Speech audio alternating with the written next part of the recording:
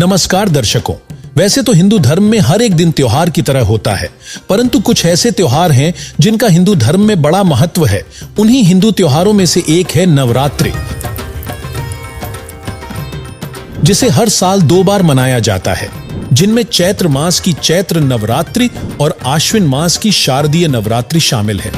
हिंदू मान्यताओं के अनुसार देवी दुर्गा को जगत जननी अर्थात सर्व सृष्टि की रचयिता माना जाता है और यही वजह है कि नवरात्रि के दौरान लोग लोक मान्यताओं अनुसार देवी दुर्गा से लाभ प्राप्ति के उद्देश्य को ध्यान में रखकर माता दुर्गा को प्रसन्न करने के लिए उनके 9 अलग अलग रूपों की पूजा करते हैं और 9 दिन व्रत उपवास रखते हैं। ऐसे में लोगों को यह जरूर जानना चाहिए, क्या नवरात्रि पर्व मनाने से दुर्गा जी को खुश किया जा सकता है?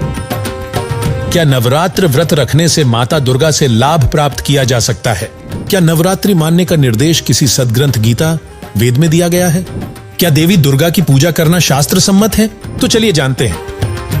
दर्शकों, मानव स्त्री पुरुष का जन्म भाग्यवान आत्माओं को मिलता है, जो पूर्व जन्मों में किए गए पापों तथा पुण्यों पर आधारित होता है, जिसे प्रारब्ध कहा जाता है। इस बात को सब मानते हैं कि कर्म से सुख और कर्म से ही दुख होता है। वहीं हिंदू धर्म का प्रत्येक व्यक्ति जिसकी आस्था परमात्मा में है, वह मानता है कि धार्मिक शास्त्र, चारों वेद, श्रीमद् भगवत गीता परमात्मा का बनाया संविधान है और हम सभी जानते हैं कि जो व्यक्ति संविधान का उल्लंघन करता है वह दंडित होता है, जिससे उसे न सुख प्राप्त होता है, न उसके कार्य सिद्ध होते हैं और न उसका मोक्ष होता है, जिसका प्रमाण हमें पवित्र गीता अध्याय 16 श्लोक 23-24 में मिलता है, जिसमें कहा गया है कि जो व्यक्ति शास्त्र विधि को त्याग कर अपनी मर्जी से मनमाना आचरण करता है, उसको न सुख की प्राप्ति होती है, न सिद्धि प्राप्त होती है तथा न उसको मोक्ष प्राप्त होता है। इसलिए तेरे लिए कर्तव्य और अकर्तव्य की व्यवस्था में शास्त्र ही प्रमाण है, इसलिए तू शास्त्रों में बताए कर्म कर। दर्शकों, प्रथम तो किसी भी प्रमाणित सदग्रंथ चारों वेद श्रीमद् भगवत गीता में नवरात्रि का उल्लेख नहीं मिलता, जिससे यह शास्त्र विरुद्ध मनमाना आचरण होने से व्यर्थ है। दूसरा गीता अध्याय 6 श्लोक 16 में कहा गया है, नात्यश्नतस्तु योगोऽस्ति न चैकान्तमनश्नतः न चाति स्वप्नशीलस्य जाग्रतो नैव चार्जुन।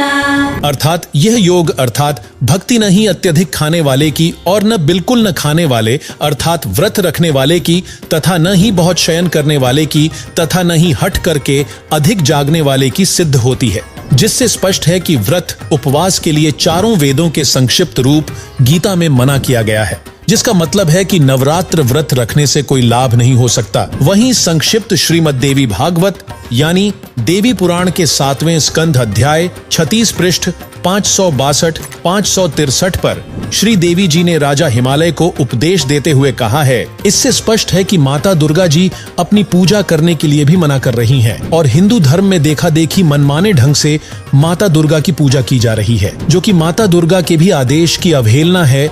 और इससे आप स्वयं विचार कीजिए, क्या दुर्गा जी के आदेश की अवहेलना करने से माता दुर्गा प्रसन्न हो सकती है और क्या इससे लाभ मिल सकता है? जिसका सीधा जवाब है नहीं।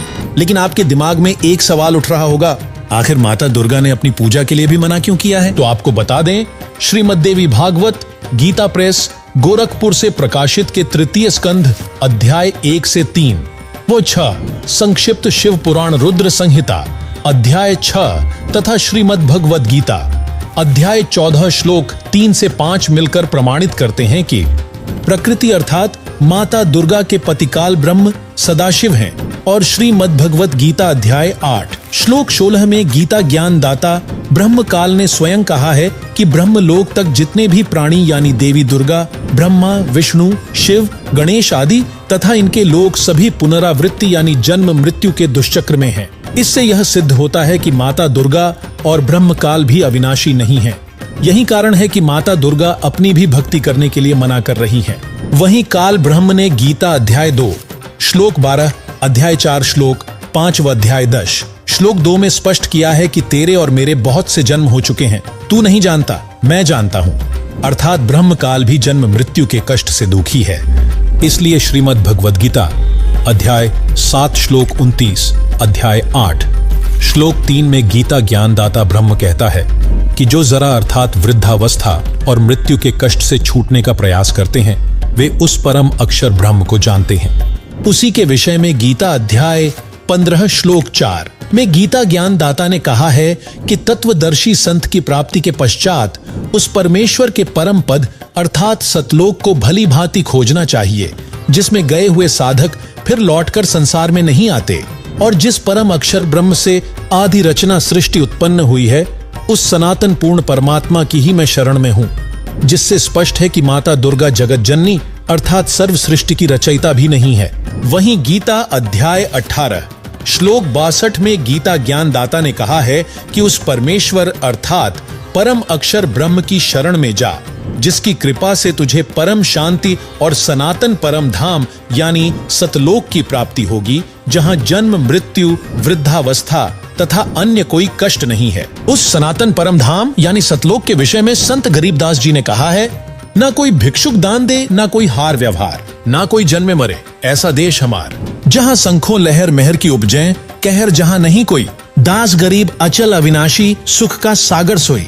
वहीं गीता ज्ञान दाता ब्रह्म ने उस परम अक्षर ब्रह्म यानी पूर्ण ब्रह्म की भक्ति के सांकेतिक मंत्रों के विषय में गीता अध्याय 17 श्लोक 23 में कहा है, ओम तत्सदिति निर्देशो ब्रह्मणस्त्रिविधः स्मृतः ब्राह्मणास्तेन वेदाश्च यज्ञाश्च विहिताः पुरा। भावार्थ है कि सच्चिदानंद घन ब्रह्म के स्मरण का ओम तत्व सत 3 मंत्र का जाप है, जो 3 प्रकार से किया जाता है। सृष्टि की आदि में ब्राह्मण यानी भक्तजन इसी ज्ञान के अनुसार यज्ञ आदि अनुष्ठान किया करते। दर्शकों, इन सांकेतिक मंत्रों को केवल तत्वदर्शी संत ही बता सकता है, क्योंकि गीता अध्याय 4 श्लोक 34 में तत्व ज्ञान की प्राप्ति के लिए तत्वदर्शी संत की शरण में जाने के लिए कहा गया है, और गीता अध्याय 15 श्लोक 1 में उस तत्वदर्शी संत की पहचान बताई गई है कि ऊपर को मूल यानी जड़ वाला, नीचे को तीनों गुण रूपी शाखा वाला उल्टा लटका हुआ संसार रूपी पीपल का वृक्ष जानो। इस संसार रूपी वृक्ष के पत्ते आदि छंद हैं अर्थात भाग हैं। जो इस संसार रूपी वृक्ष के सर्वभागों को तत्व से जानता है, वह वेद के तात्पर्य को जानने वाला है अर्थात वह तत्वदर्शी संत है। दर्शकों, मौजूदा वक्त में पृथ्वी पर पूर्ण तत्वदर्शी संत भी विद्यमान हैं, जो कोई नहीं बल्कि जगत गुरु तत्वदर्शी संत रामपाल जी महाराज जी हैं, जिन्होंने सभी सद्ग्रंथों और सूक्ष्म वेद से बताया है, कबीर अक्षर पुरुष एक पेड़ है, क्षर पुरुष वाकी डार, तीनों देवा शाखा है, पात रूप संसार। कबीर हमें अलख अल्लाह है, मूल रूप करतार, अनंत कोटि ब्रह्मांड का मैं ही सृजनहार। तथा सदग्रंथों के अनुसार संत रामपाल जी महाराज जी 3 बार में भक्ति क्रम को पूरा करते हैं। शुरुआत में यहाँ के 5 प्रधान देवता ब्रह्मा विष्णु शिव देवी दुर्गा और गणेश के यथार्थ मंत्र देते हैं। दूसरी बार में ब्रह्म पर ब्रह्म का सतनाम तथा तीसरी बार में पूर्ण ब्रह्म का सार नाम प्रदान करते हैं, जिससे साधक को सर्व लाभ होते हैं, जिससे अंत में साधक को मोक्ष की प्राप्ति होगी। अतः आप सभी बिना समय गवाएं शास्त्र विरुद्ध मनमानी क्रियाओं को छोड़कर तत्वदर्शी संत रामपाल जी महाराज जी से नामोपदेश प्राप्त कर अपने मानव जीवन का कल्याण करवाएं।